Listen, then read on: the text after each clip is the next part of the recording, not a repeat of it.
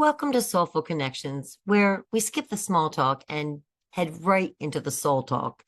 I'm Amanda Solar, and each week we share the kinds of stories that remind us we're not alone. It's about being human, raw and unfiltered, just real talk.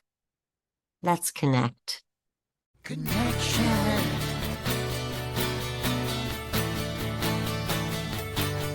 Let's talk about connection.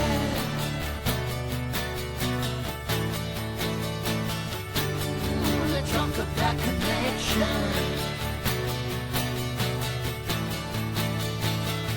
Let's talk about it.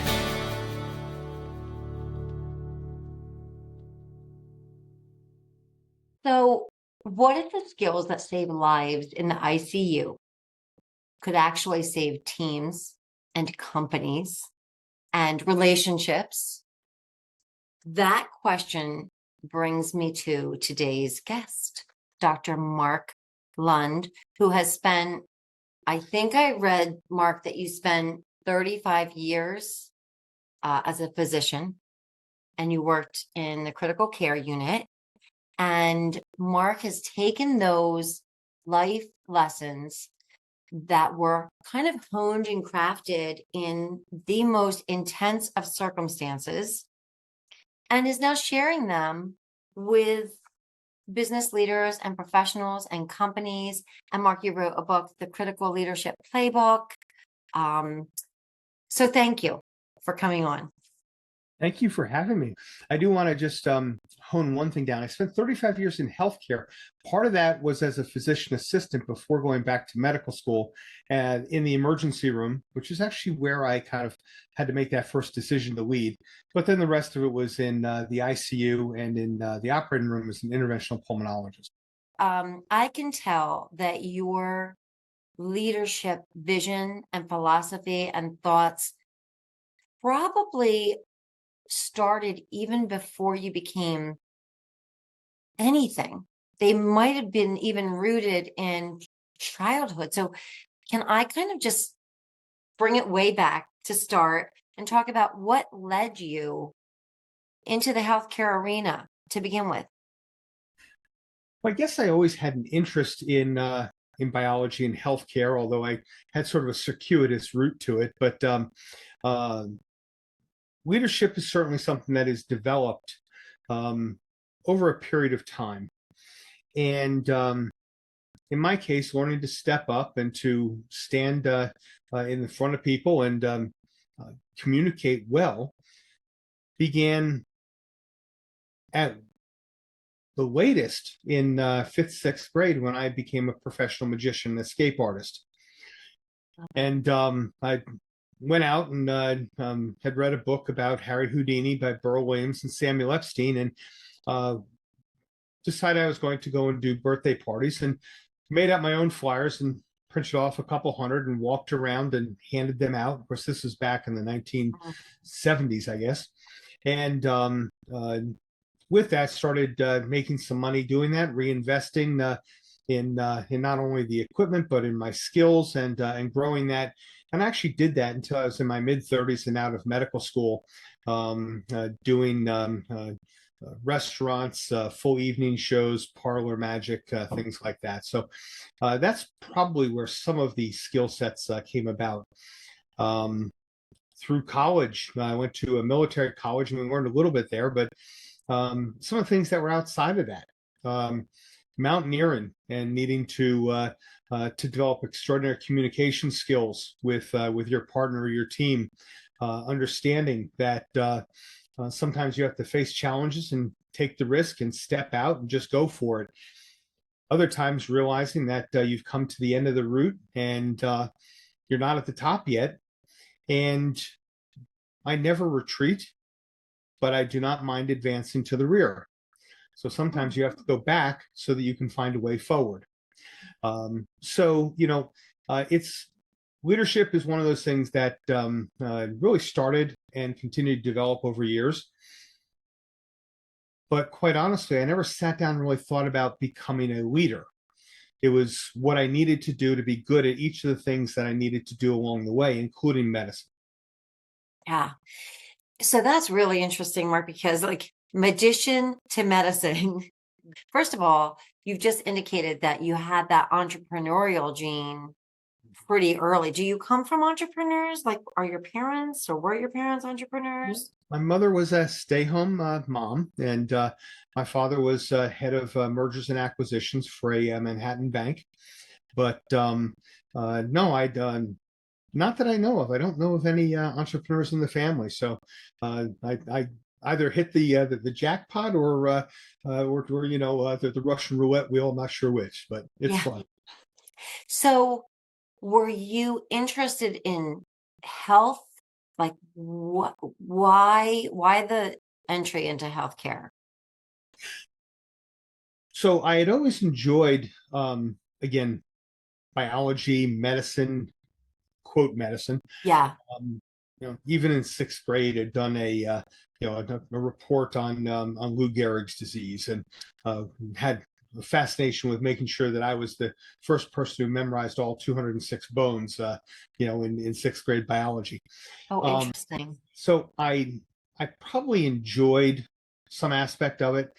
Um, when I was in high school, I was initially thinking about medicine, and there's actually an old newspaper from the area called the Star Ledger, and I made a front page above the fold while doing a straitjacket escape and talking about a pool I was going to jump into with handcuffs and things like that.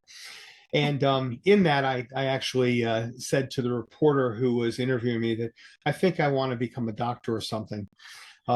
Along the way, I decided I wanted to become a special forces soldier, and I went to a military college to do that. And it was only in my senior year that I turned back to medicine and said, well, maybe that's really what I want to do. So again, sort of a twisted road, but with Yeah. each step, it was, in retrospect, it was complete synchronicity. It was Yeah. exactly what I needed at the time. I think that's really interesting. And it also illustrates you just seem to have a broad range of interests as well. I'm fairly eclectic, and the other thing, although uh, you know, some people may not fully agree because I am a little bit dedicated to my pursuit, but I do believe at some level in the surrender experiment. And you know, as things come, just take them and sort of see where they go. And a lot of times, if you listen to what is in your soul, if you listen to what is in your gut, then you'll typically be directed in the right way. And when you make a poor choice in that way, life has a way of sort of guiding you back onto the right tracks. It's so interesting that you say that, Mark, because I was having a very similar conversation with a friend yesterday and listening to something along those lines today. Like life will whisper and then speak louder, you know, and when it's time for a shift, you will get the message. Either it'll be an inspiring message or it might be just like a shove in the right direction, you know? Exactly. So speaking of which, you know, you're now not in medicine. You are, you know, a coach, a leader, a speaker, an author. Do you know when you felt that shift coming? Was it an experience that drove that? So medicine has changed.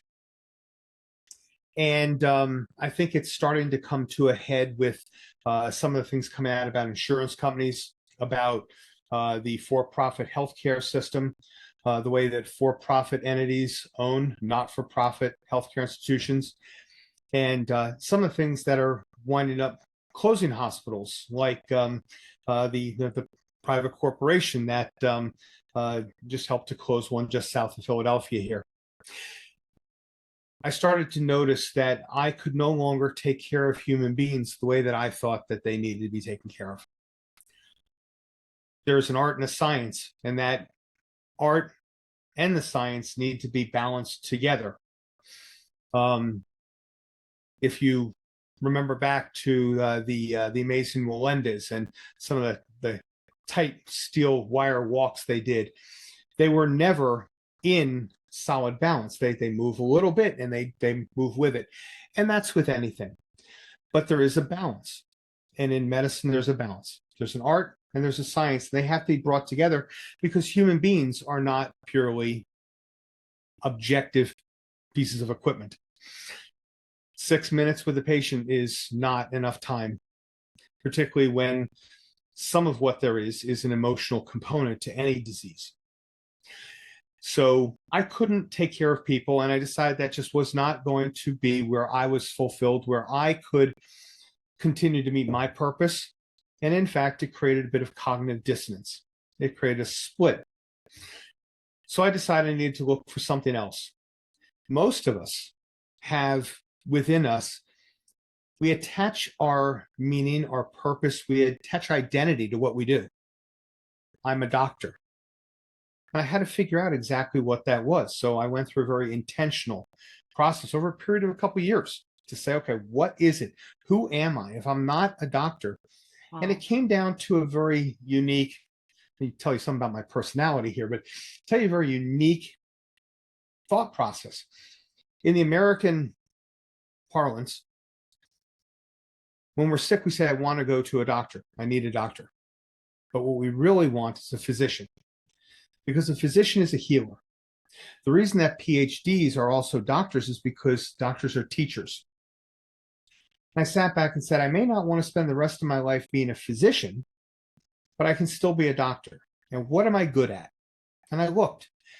And what I realized is that a decision that was made in 1989 as a physician assistant in Northern Maine to step up and be a leader had continued, not because I dedicated my time or read textbooks about it, but because I made a decision. And in that moment of decision, destiny is forged. In order to be the very best physician that I could be, I needed to be an extraordinary leader. I wasn't always perfect, but I needed to be extraordinary, because teams always outperform individuals. A human being's life hangs in the balance in critical moments of seconds or minutes. And it's a team, not a doctor. So if we have an extraordinary team, we have the best opportunity to impact not only that person's life, but every person that they love and they care about, and who cares about them. In order to work at that level, I need to create a high-performing, cohesive team. And in order to do that, I needed certain skills that brought those people together, again, cohesively. They didn't have to like each other, but they needed to come together with vision and purpose aligned, that that human being that was laying on the bed was the only thing that mattered for the next moments of time. Yeah. And I was able to do that. What would you say was the most human thing that happened in the ICU? Something that you just never forgot, something that stayed with you? There are lots of things that stayed with me.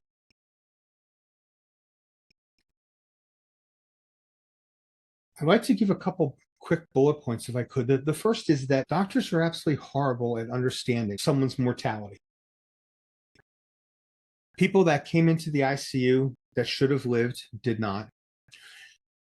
People who came into the ICU that we were certain would die lived. And what I realized after seeing thousands upon thousands upon thousands of naked bodies, as I examined them, took care of them, I've never once seen on any person tattooed an expiration date. We don't know. Yeah. So what we do is we take care of human beings until they can no longer have the help we need. Sometimes that's just a matter of talking with them. Sometimes it's a matter of holding their hand as they're going to pass. Sometimes it's a matter of just fighting for the next seconds or minutes while a loved one flies in so they can see them before they pass.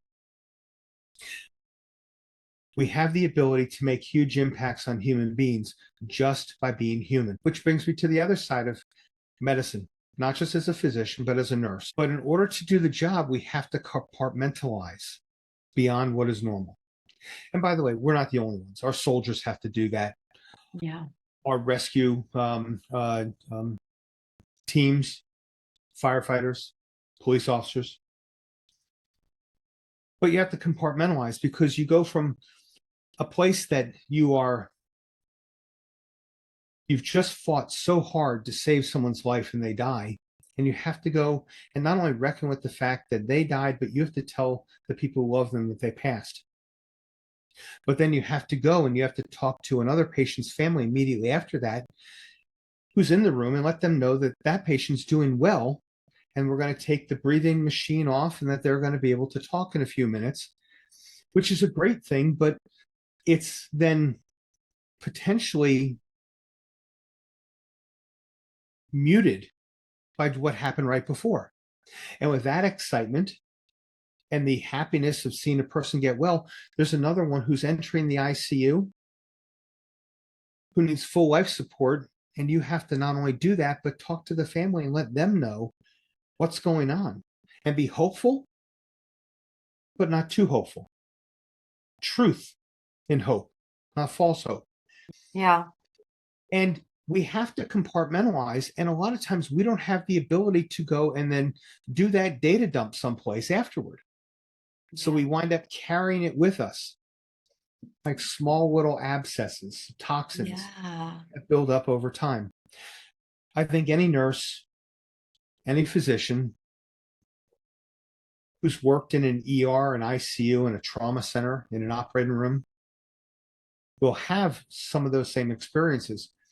But it's also the physician who has to go and tell the family, or it's the physician who has to look in someone's eye and say, listen, we have very little chance here, but I will willingly take you to the OR to do what I can do to take this cancer out of your windpipe. But understand that you've got as good a chance of dying as not. If I'm absolutely perfect, but I'm not going to be perfect because I'm human. And they look you in the eye and they say they trust you and they give you that. They give you that trust. Other people don't have to look that person in the eye and do that on a day-to-day basis. Yeah. So there is a humanity on both sides of that spectrum. The humanity of having the ability to help and understand that we don't know everything and we do the best we can to deliver on the promise. One of my favorite terms, deliver on the promise. But also that we have to make sure we take care of ourselves. And most of us don't do that. And again, that's probably broader than just physicians. That's my experience, but I've seen that in CEOs. I've seen that in other senior leaders. I've seen that in family members in closely held businesses. Mm-hmm. Well, you know what I think, there's so many things that's so powerful about what you said, Mark. I mean, there are things like, you know, there's a side to why someone lives, how someone lives, why someone dies, how someone dies. That is just, to me, you know, beyond comprehension and has everything to do with so many pieces of this large puzzle. You know, your skill and their health and something indefinable. And then also, you know, I never have fully given thought to the impact of those moments on the actual physician. You know, having been in life and death situations with my own child, I actually never thought about it from the physician's perspective and what you would carry through in your life. I think that that is very powerful. And then ultimately, what you're also talking about as it relates to leadership is the need for trust. You know, I mean, listen, we've all worked with people we trusted, and we've all worked with people we didn't trust, and we've worked with people who would look you in the eye and you thought, I don't know about what this person's saying, and how important that is to know that what this person is saying is at least true, even if it might not be appealing. How important do you think that is in your concepts of leadership and what you bring to companies? Trust is profoundly important. And many companies have lost the trust of their employees. When you look at, quote unquote, the state of trust It's dismal. How important is it? It is probably the band around the pieces that form the hub. So it's not exactly the hub, Yeah. but it holds those pieces together. So much so that one of the primary things that I look to focus on, I call the voice trust framework.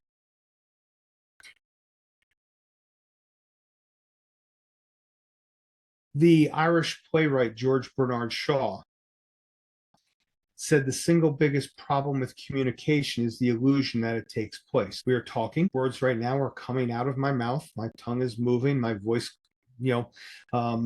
cords, my vocal folds are doing their thing. And if I'm not careful, I can think that I'm communicating well, but I'm really. Communication has so many different levels to it. And we have a process called authentic communication. And it's really 3 pillars. So it's a 3-legged stool that most everything, including trust, starts to sit upon. The first is open expression. Say what you mean and mean what you say. And do it in a way the other person understands. I can come in and tell someone about all the science behind a PET scan or behind the laser that's being used to resect the cancer in their lung, but they don't care about that. And all it does is make me think I'm smart, but doesn't help us to get to where we need to go. Be clear, be transparent, be truthful, and talk in a way that both parties understand. The second is active listening. Active listening is work. It's exactly that. It's active. It's paying attention not just to the words, but to the intention behind the word, to the emotion behind the word. When we really pay attention, we learn so much more. Only 7% of any message is our verbiage. No matter how much time we spend thinking about it, morphing it, polishing it, when we send a text or when we send an email, we lose 93% of the message that we're intending to send. Our tone of voice is 38%. So when we leave a voicemail, we're at least moving ourselves to 45%. As someone who's actively listening, I've got to pay attention to the other person's body language, which is 55%. It is the majority of that communication. The interesting thing is, though, is that we all are relatively good innately at reading somebody else's body language. Mm-hmm. That's good. So active listening are those 3 components and really understanding the message behind the message. But part of that ties into the first, which is how many of us, we might be very, very careful at the words we choose. Mm-hmm. We might even pay attention to how we're going to give our intonation to that message. How many of us actually actively? How many of us actively use our bodies to support the message? Yeah. In my experience, very, very few who are not formally trained proactively use their body to support that message so that the message is clear. We start to be able to develop real trust when we are completely clear. Yeah. And the second part of that is trust accountability loops. We have to not only talk and develop that trust, but as leaders, we have to remember our job is not to be a boss. Our job is to support the people to help them to get their job done. It's also to help paint the vision and where we're going and moving forward, but our job is to help them get the job done they need to do. Yeah. And we believe that we have to hold them accountable, and we do. But how many of us hold ourselves accountable to them? Right. I'm the CEO. I sat with my board. I sat with my executive team. We made a decision about 6-8 weeks ago, and we're going to go in this direction. We thought that was the best. We did everything we could. It turns out that we were wrong.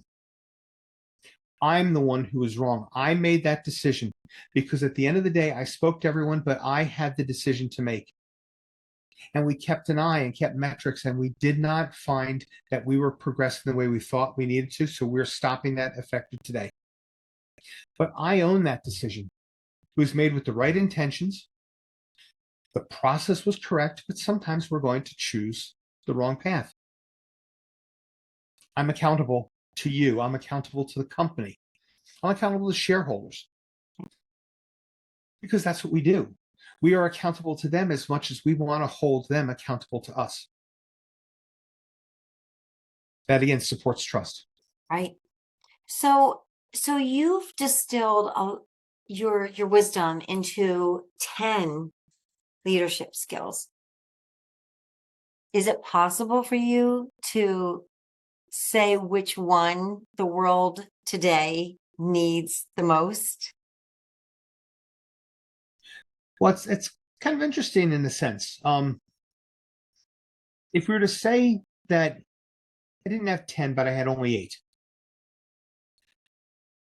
And in your car is an 8-cylinder engine. Which cylinder do you want to take out? So they're all important for different reasons. But if I had to bring it down to one that in effect all of them support, it would be culture. Most people don't want to talk about culture. Every business has a culture. Most owners think they have a very good culture. Most owners don't necessarily have a good culture. Yeah. And that's not, by the way, in any way pointing fingers at anybody.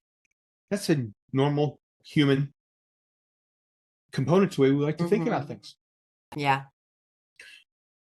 But a good culture changes everything. I don't want to tell the whole story, but I think I shared with you while we were talking previously about a gentleman who really lived the culture at the last hospital I worked in. And he was in environmental services. He cleaned toilets, mopped floors, and took out trash. But one night, because everyone that he had talked to, he knew who they were, what was going on, and he understood them. And he saw a man who was suffering. That evening, he didn't take no. He understood what was going on. And he saved a human life as clearly and distinctly as any physician or nurse in that hospital. When you have a culture that is not only what is stated, but what is lived and breathed by every employee, the ethos, the culture takes on a life of its own. It has a heartbeat. It has a respiratory rate. It lives and breathes in the ethos, and it creates an environment, the zeitgeist, that everybody, whoever walks into that building, employees, yes, leadership, yes, customers, yes, anyone who walks in, vendors, they understand it. When it is lived and breathed in the way that this fine gentleman did, Big Lou, you can change things. He saved a life. Never graduated from the 10th grade, but he saved a life. That's what culture can do. It changes things. Yeah. I see that. And as you're talking too, I was actually thinking about maybe all of us who are listening can apply that idea of culture to our relationships, to our families. I just was thinking that. I think that's really a beautiful thought, what you're saying. I love that. And it's true. And, so my company, Twin Lights Coaching, has 2 arms. So the right arm is what we do for business leaders to help them to really find freedom, to fully enjoy, really passionately, the rewards of their work, both in their work and outside of it.